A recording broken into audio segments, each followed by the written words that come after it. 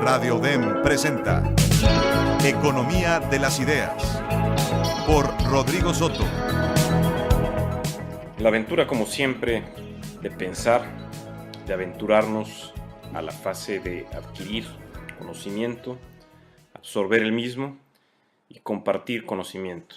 Y siempre con el estandarte o con la mira puesta en que el conocimiento científico y tecnológico en especial constantemente está cambiando, se está fortaleciendo y muchas de las cuestiones que podemos tratar aquí serán o no serán en el futuro, dependiendo de nuevos descubrimientos e investigaciones científicas. Bueno, mi nombre es Rodrigo Soto, este es un programa más de Economía de las Ideas, Radio DEM 90.5, y como es nuestra costumbre, damos gracias a todo el equipo directivo y operativo para la realización de estos programas, invitándolos al pensamiento, a este espacio crítico, a la estimulación de la tasa de procesamiento neuronal y a dejar algo de huella en la parte de divulgación científica. Agradecemos también a mi buen amigo Sergio, que siempre nos anda impulsando a que continuemos elaborando estos pequeños programas. Bueno, entrando en tema, el hombre ha recorrido un largo camino desde su aparición en la Tierra para mantener también su hegemonía sobre las otras especies que cohabitan el planeta. Y de acuerdo con ciertas corrientes darwinistas o la supervivencia del más apto, supimos utilizar nuestro dedo pulgar para manipular herramientas. Evolucionamos también con una dieta variada que nos permitió adquirir los nutrientes necesarios, sobre todo buscando esa azúcar en frutas para que tenga un pase directo a las neuronas.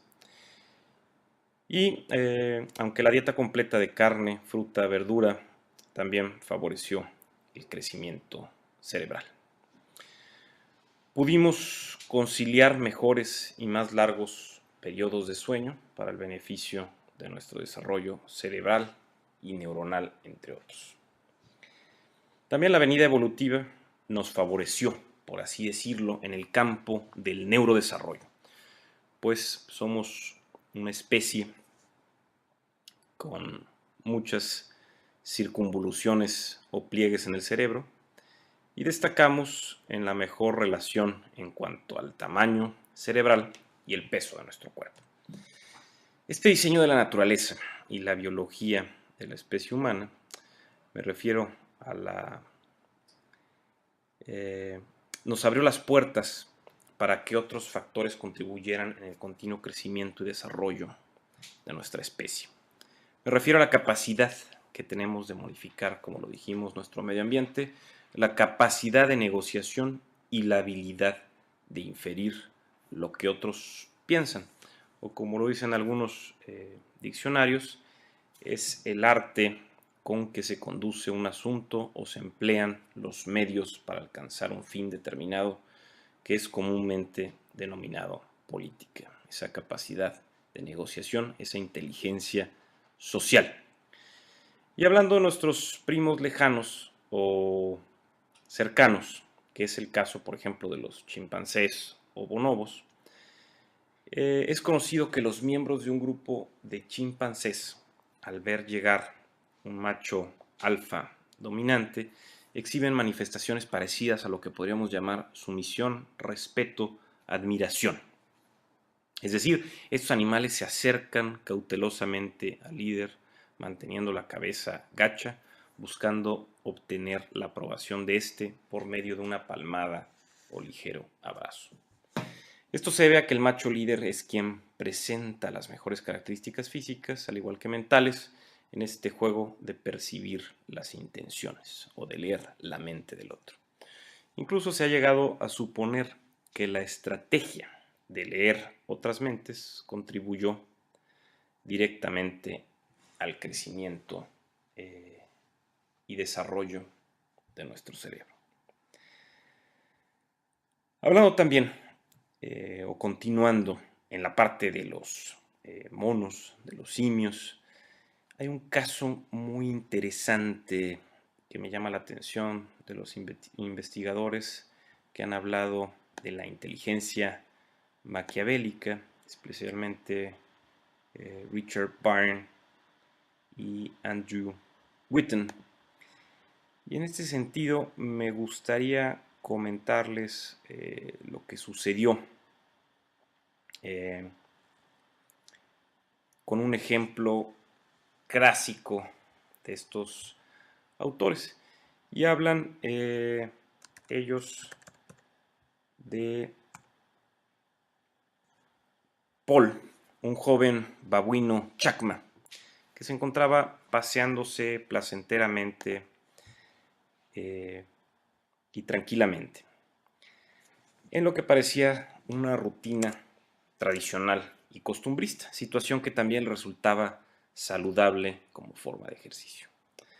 De pronto, a lo lejos, divisó a una babuina adulta haciendo excavaciones y la conocían por el nombre de Mel. Pero ¿qué era lo que estaba escarbando? Paul se detuvo y se acercó un poco más para poder ver con claridad.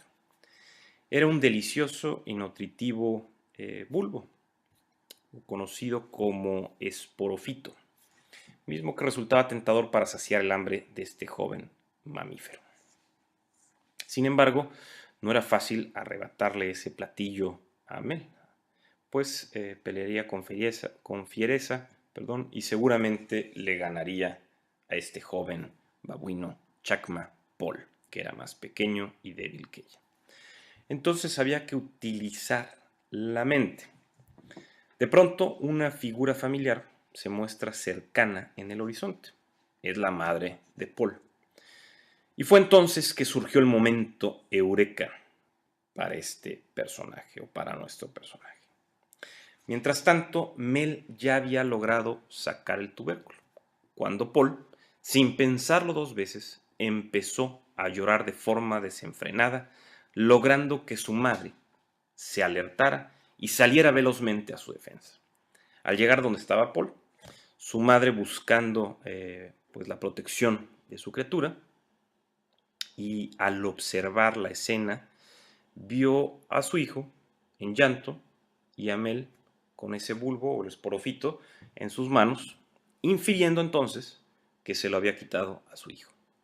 Por ello, embistió con fuerza hacia ella, ocasionando que Mel soltara ese premio, corriera por su vida, a la par que la madre de Paul la perseguía con ferocidad. Paul, conteniendo el fingido llanto, pues caminó felizmente hacia el tubérculo que había extraído Mel y con un dejo de cinismo tomó su premio no merecido para disfrutar de tan suculento manjar. Su mente entonces truculenta y maquiavélica habían triunfado. Y como decimos este ejemplo, bueno, la situación fue una de tantas observaciones que los primatólogos Richard W. Byrne y Andrew Whitten de la Universidad de St. Andrews en Escocia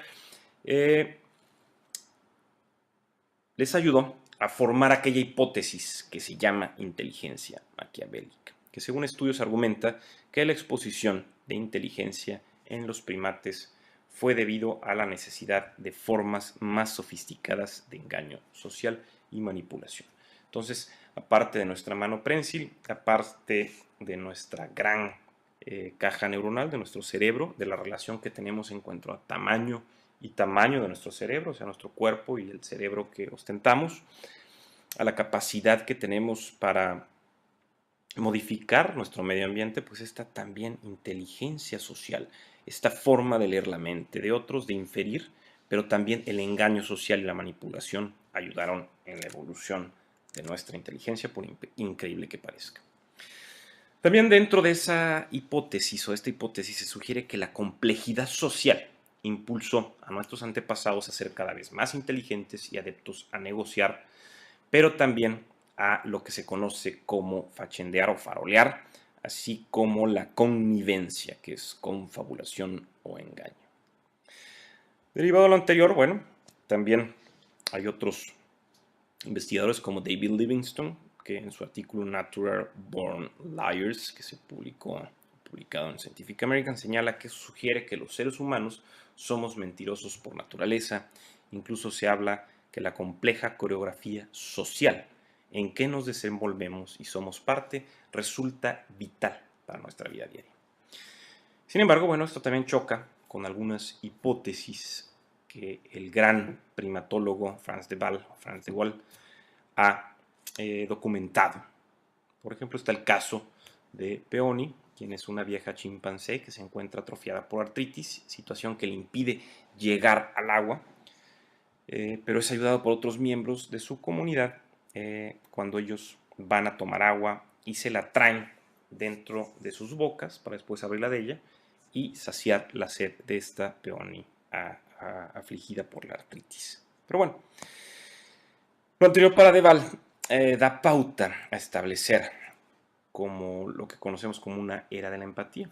Y en estudios presentados en el Proceedings of National Academy of Science por parte de Victoria Horner, Devin Carter, Malini Suchak y Frans de Waal del Centro Yerkes para Investigación de Primates de la Universidad de Atlanta, se muestra que cuando un primate enjaulado se le presentan dos figuras diferentes y si escoge la blanca se le da un premio de comida, pero si escoge la azul se le da un premio de comida a él y a su compañero enjaulado. Para este estudio se contó y experimentó con 21 pares de chimpancés bajo las mismas condiciones antes descritas, repitiendo el experimento 3 veces por cada pareja, y lo sorprendente es que en su mayoría los chimpancés decidieron utilizar las figuras azules que daban de comer tanto a él como a su vecino de la jaula contigua. Es decir, en este sentido pareciera que estuviéramos luchando o peleando con nuestra forma de ser altruista y también con esa inteligencia maquiavélica que nos ayudó a desarrollar esa inteligencia social, pero también nos ayudó a crear ese engaño y salirnos con la nuestra, a veces muy a pesar de que lesionemos a otros. En este tenor, nosotros vemos que estamos constantemente, o la sociedad está reclamando o tratando de fomentar la honestidad, y a veces choca esto si realmente dentro de nuestra genética entonces pudiera estar atorada o mostrándose esa inteligencia maquiavélica, pues resulta complejo hablar de entonces tener honestidad. Pero veamos qué pasa en este sentido. Hemos hablado entonces de esa eterna lucha que el ser humano libra con su inteligencia maquiavélica y su contraparte de un primate más samaritano, como lo vimos en el caso de Peony, que tiene artritis y es auxiliada por sus compañeros que no están relacionados como familia y le llevan agua. Y lo anterior a razón de que no resulta extraño que diversos individuos utilicen la mentira como modus vivendi. En ese sentido yo podría dar muchos ejemplos de conocidos amigos que yo consideraba muy cercanos y que me han decepcionado, y hasta familiares, pero bueno, ese sería otro tema y no se trata de balconear aquí gente. Pero bueno, entonces muchas personas viven con ese modus vivendi de mentir, es decir, viven bajo el estandarte de falsedad, abriéndose paso por la vida con actos de engaño, lesionando a otros. Aunado a esto, bueno, en The Economist, siempre valioso para las referencias, encontramos un artículo que también se llama Time to be Honest, The Psychology of Morality, en donde se pregunta si realmente el pecado original, o visto desde otra perspectiva, que la mentira se encuentra impresa en la parte de nuestra genética. Bueno, para ver este cuestionamiento también hemos visto o recurrieron estos investigadores a los trabajos de Saul Salvi, psicólogo de la Universidad de Ámsterdam, y sus psicólogos Eldar Meyer y Gurion de la Universidad de Israel. Y para estos investigadores la clave se centró en determinar si el impulso a mentir es algo que se incrementa o decrementa, si al potencial mentiroso, por ejemplo, se le da tiempo para reflexionar sus acciones. De forma simple, los científicos quieren saber si la mentira es instintiva o calculada. Realizando un sencillo experimento, los investigadores juntaron a 76 voluntarios, a quienes se les dio un dado tradicional con los números del 1 al 6 y un vaso. A los participantes se les dijo que algunos de ellos iban a ser seleccionados al azar y se les darían $2.50 por cada resultado de lanzamiento del dado. Después de verificar que los dados no estaban cargados, la instrucción era simple. Tenían que tirar el dado y anotar el resultado en una computadora. A la mitad de los voluntarios se les dijo que anotaran ese resultado dentro de un lapso de 20 segundos y a los otros no les dio tiempo para hacerlos. Era obvio que los científicos no tenían forma de saber el resultado en el tiro de los dados, pero sí sabían que estadísticamente, en promedio, si la persona es honesta, iba a obtener un 3.5. Los resultados arrojaron que aquellos individuos que se les dio solamente 20 segundos para reportar sus tiros, clamaron obtener 4.6, es decir, por arriba del 3.5 estadístico y sinónimo de honestidad. Mientras que las personas que no se les impuso tiempo para reportar sus números en los dados, remarcaron obtener un promedio de 3.9. Para estos investigadores está claro que ambos grupos mintieron, pero aquellas personas que se les dio más tiempo para pensar y reflexionar en el dato que iban a reportar en sus tiros con el dado, mintieron en promedio menos que aquellos que se les presionó para poner sus resultados en los siguientes 20 segundos. Esto tomando en consideración que la diferencia del 4.6 reportado por los que tenían 20 segundos para dar sus resultados versus aquellos que dijeron el 3.9 que tenían para decir sus resultados. Entonces, constantemente estamos luchando y a veces también nos preguntamos, en este tenor pienso yo, si es bueno ser agradable o no, dentro de esta inteligencia maquiavélica y dentro de este primate samaritano que llevamos dentro. Y bueno, recordando alguna de mis películas favoritas, se me viene a la mente Una historia del Bronx, dirigida por Robert De Niro, donde también él sale actuando, y escrita y también con la participación en escena de Chazz Palminteri. Aparte de que la película es muy buena, existe un diálogo que captó mi atención desde tiempo atrás. Resulta que en escena se encuentra Sonny Chazz Palminteri, un jefe mafioso, y Calogero, representado por Lilo Brancato, en donde este último le pregunta a Sonny, ¿qué es mejor, ser temido o amado? Lo que el jefe mafioso responde, sería bueno ser los dos, pero eso resulta muy difícil. Si se tratara de escoger, yo preferiría ser temido. El miedo dura más que el amor. Las amistades que se compran con dinero no significan nada. Y continúa diciendo, mira lo que sucede conmigo. Yo hago un chiste y todo el mundo se ríe. Sé que soy chistoso, pero no tan chistoso. Es el miedo lo que mantiene a mis hombres leales a mí. Pero el truco es no ser odiado. Por eso trato a mis hombres bien, pero no demasiado bien. Si les doy demasiado, entonces no me necesitarían. Por lo que les doy lo suficiente para que me necesiten sin que me odien. Y bueno, en mi breve experiencia de vida, creo que parece que muchos jefes adoptan esta postura, pues creen que es mejor ser temidos que ser poco más agradables o amados. Y que gracias a su estrategia de crear ese miedo es por lo que se mantienen firmes en su posición de mando. Y bueno, apoyándonos en la perspectiva científica, tenemos aquí el escrito de Daisy Grewal titulado When Nice Guys Finish First y publicado en Scientific American. Se nos dice que las personas agradables son más generosas, consideradas de otros, beneficiándose de relaciones personales y en el trabajo. Además de que son más propensos a ser contratados para un puesto, así como mantenerse en el mismo por largo tiempo.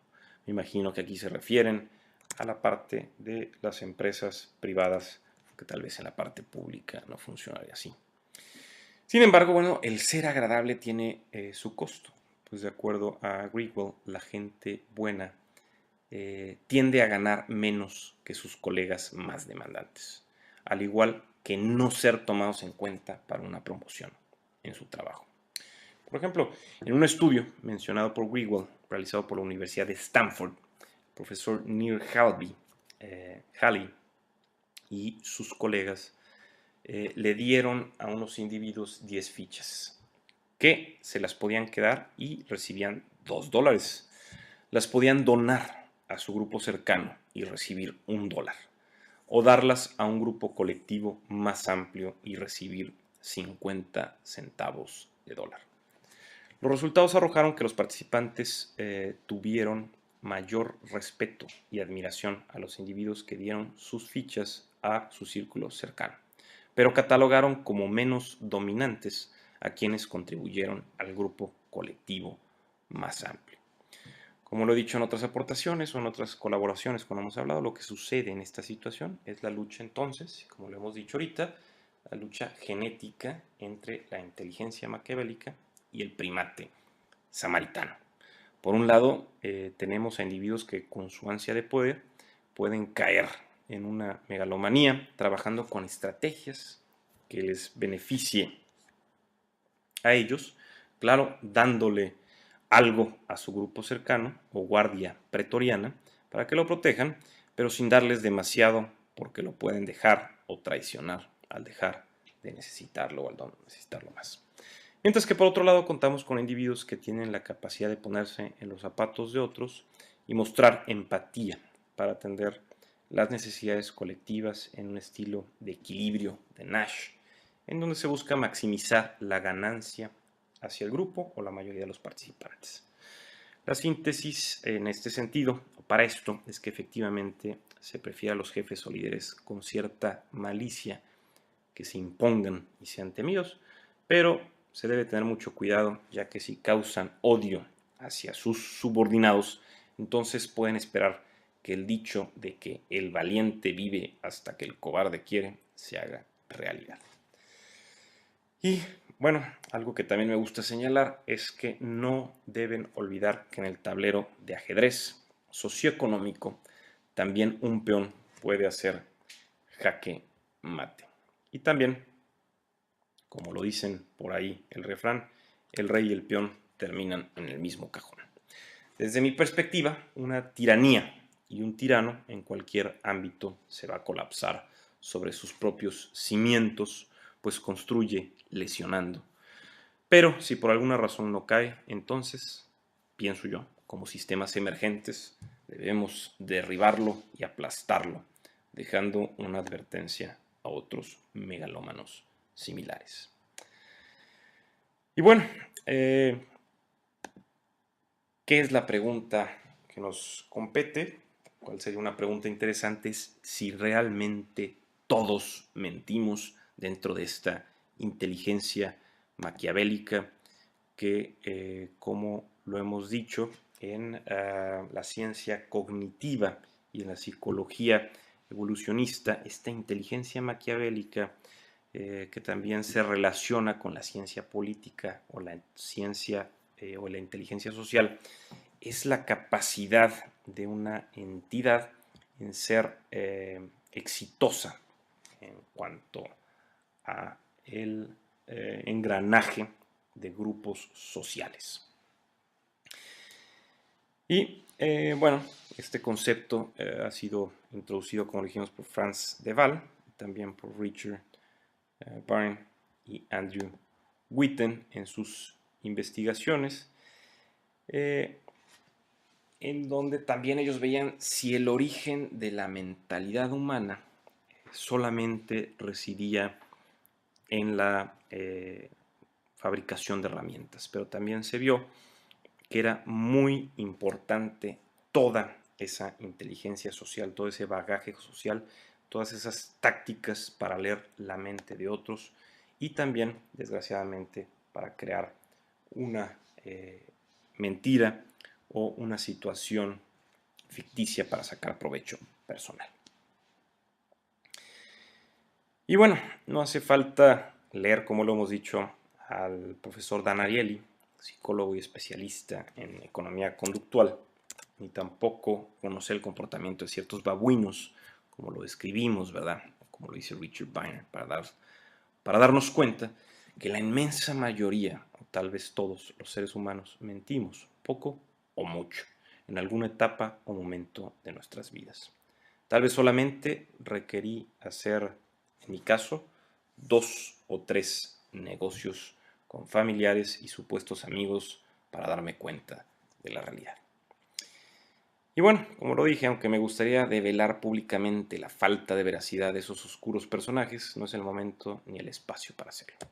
Lo correcto es confesar que aunque he perdido la confianza en algunos seres humanos, todavía guardo esa esperanza en cierta modificación en la escala de valores y retomar el pilar básico de la verdad como aquella variable vital para generar no solamente lazos sociales, sino también redes productivas en este país. Pero bueno, retomando los aspectos científicos y analizando otra vez la parte de la justificación del por qué mentimos, de esa inteligencia maquiavélica, de esa inteligencia social, de esa inteligencia política, esa estrategia de engranaje entre grupos para también sacar un beneficio personal sobre uno colectivo, vamos a ver otra vez respuestas y estudios mencionadas por Dan Ariely, mencionadas por Franz de Waal, por Richard Byrne y Andrew Witten. En el primero de ellos, a los sujetos de un experimento, estudiantes, se les presentó una serie de números contenidos en 20 matrices y se les pidió que localizaran en cada matriz 2 números que sumados se obtenga un 10. El tiempo para resolver este acertijo fue de 5 minutos y se les pagaba por la cantidad de soluciones que pudieran aportar. Cabe señalar que los números a sumar contienen 2 decimales en su composición y en condiciones normales los investigadores sabían que un sujeto tradicional o en promedio puede resolver 4 matrices en el tiempo establecido.